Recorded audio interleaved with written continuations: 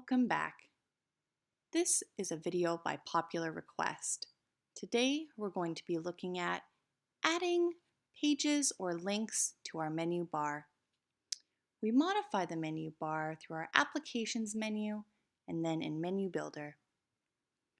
From here, I pick my desired menu, and then on my second tab, I go to Edit Menu Items. If I would like to add a new menu item, I select my Add Menu Item button. If you're creating a folder, you select Folder.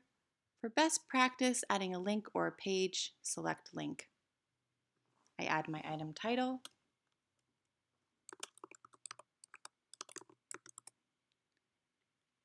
and then I add my item URL. Everything in Claromentis does have its own unique URL.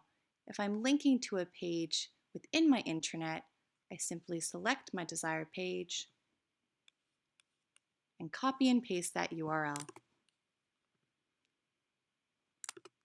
If I'm adding an external link, I simply add that URL here. I select the order in which I would like my menu item to appear, whether it's at the beginning or at the end.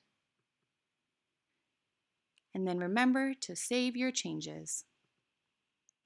Now my new menu item is on my menu bar.